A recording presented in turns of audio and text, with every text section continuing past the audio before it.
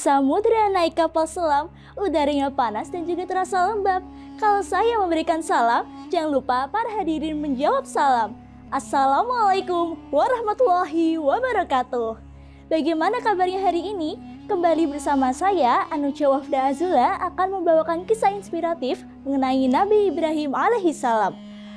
Sebelum saya membawakan kisah Nabi Ibrahim, sebelumnya saya akan bernyanyi terlebih dahulu, teman-teman. Di tengah kejahilan dan kemusyrikan telah dilahirkan seorang insan. Pesuruh Allah membawa kebenaran, Nabi Ibrahim alaihi salam. Dia berdakwah kepada kaumnya dan juga kepada Azar ayahanda. Nabi Ibrahim diusir dari rumahnya, sedih hati dan perasaannya. Nah, kali ini saya akan membawakan kisah Nabi Ibrahim alaihissalam. Nabi Ibrahim alaihissalam merupakan anak dari Azhar yang masih keturunan dari Sam bin Nuh. Nabi Ibrahim lahir pada tahun 2295 sebelum Masehi di negeri yang bernama Mosul. Nabi Ibrahim lahir di zaman kekuasaan kerajaan Raja Namrud. Pada suatu ketika, Raja Namrud mendapat firasat dalam mimpinya bahwa akan ada seorang anak laki-laki yang akan membuatnya susah dan kelak akan membutuhkan kerajaannya.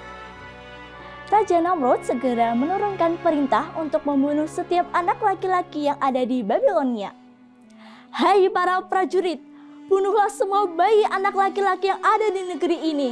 Saya tidak mau tahu suatu hari nanti akan ada anak yang meruntuhkan kerajaan ini.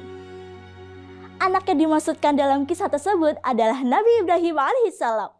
Tetapi Allah menyelamatkan ibu Ibrahim dengan tidak memperlihatkan tanda-tanda kehamilan saat sang ibu mengandungnya, sehingga ibunya dapat melahirkan Nabi Ibrahim dengan tumbuh besar dan selamat dari kejahatan Raja Namrud.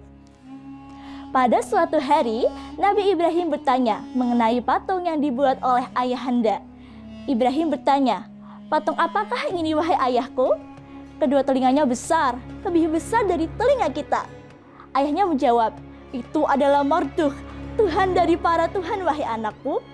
Dan kedua telinganya yang besar itu sebagai simbol dari kecerdasan yang luar biasa. Ibrahim tampak tertawa, padahal saat itu beliau baru menginjak usia 7 tahun. Beliau menganggap mustahil bahwa patung-patung yang terbuat dari kayu-kayu itu adalah menjadi Tuhan bagi kaumnya. Akhirnya, Nabi Ibrahim alaihissalam memutuskan untuk melakukan pencarian. Tuhan yang harus disembah pasti sesuatu yang istimewa dan mempunyai kemampuan yang tidak tertandingi. Kemudian, Allah memperlihatkan tanda-tanda keagungannya dengan memperlihatkan bintang, bulan, dan matahari kepada beliau. Hingga akhirnya, Nabi Ibrahim mulai mengerti bahwa Tuhan yang disembah bukanlah patung, bukanlah berupa benda yang terbit dan yang tenggelam. Tuhan yang patut disembah adalah Tuhan yang menerbitkan dan yang menenggelamkan. Allah kemudian memberi petunjuk kepada Nabi Ibrahim bahwa Allah adalah Tuhan yang selama ini beliau cari. Pada suatu hari, saat Raja Namrud dan kaumnya saat meninggalkan negerinya, sehingga kampung-kampungnya terasa kosong, Ibrahim melaksanakan niat yang selama ini dipendamnya, yakni menghancurkan semua berhala yang ada dipuja dan disembah oleh Raja Namrud dan kaumnya. Beliau menghancurkan menggunakan kapak dan hanya satu yang tidak dihancurkan. Hal ini ia lakukan dengan sengaja. Lalu kapaknya dikalungkan di leher patung terbesar itu. Beberapa hari kemudian, Raja Namrud dan pengikutnya tiba kembali di negerinya. Ia murka saat mengetahui bahwa seluruh patung-patung yang selama ini disembah sudah hancur. Raja Namrud seketika langsung menuduh Nabi Ibrahim sebagai pelakunya dan mengadili Nabi Ibrahim. Sang raja berkata kepada Ibrahim, "Wahai Ibrahim, bukanlah engkau yang telah menghancurkan berhala-berhala ini?" Lalu kemudian Nabi Ibrahim jawab, "Bukan." Mendengar jawaban itu, Raja Namrud semakin geram dan berkata, "Lalu siapa lagi yang bukan engkau? Bukanlah kau yang berada di sini saat kami pergi? Dan bukanlah engkau yang benci kepada berhala-berhala ini?" "Ya, tapi bukan aku yang menghancurkan berhala-berhala itu. Aku pikir berhala besar itulah yang menghancurkan, bukanlah kapak besar kepada di lehernya," sahut Ibrahim dengan tenang. Raja Namrud membantahnya, "Mana mungkin patung berhala dapat berbuat semacam itu?" Mendengar hal itu, dengan tegas Nabi Ibrahim berkata, "Kalau begitu, kenapa engkau menyembah berhala yang tidak bisa berbuat apa-apa?" Para pengikutnya kemudian menjadi kaget dan tersadar bahwa terpikir oleh mereka Tuhan yang selama ini disembah tidak dapat melihat, mendengar, dan bergerak. Namun berbeda dengan Raja Namrud, perkataan Nabi Ibrahim justru membuatnya semakin murka. Akhirnya, Raja Namrud memerintahkan kepada prajuritnya untuk menghukum Nabi Ibrahim dengan hukuman mati, yaitu dibakar hidup-hidup. Akan tetapi, Allah Subhanahu wa Ta'ala menyelamatkannya dengan kuasanya.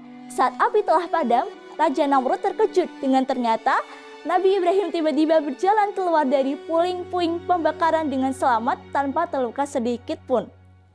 Setelah itu, Nabi Ibrahim berhijrah ke negeri Kan'an dan Baitul Maqdis. Di sanalah beliau hidup dan memiliki keturunan. Nah, teman-teman, dari kisah Nabi Ibrahim kita semua dapat belajar bahwa kekuasaan Allah tidak ada batasnya. Kita semua tidak boleh menyentuhkan Allah. Demikian persembahan dari saya. Mohon maaf apabila ada kesalahan dalam menuturkan sesuatu, dan semoga kita dapat memetik kisahnya dari Nabi Ibrahim. Terima kasih atas perhatiannya. Wassalamualaikum warahmatullahi wabarakatuh.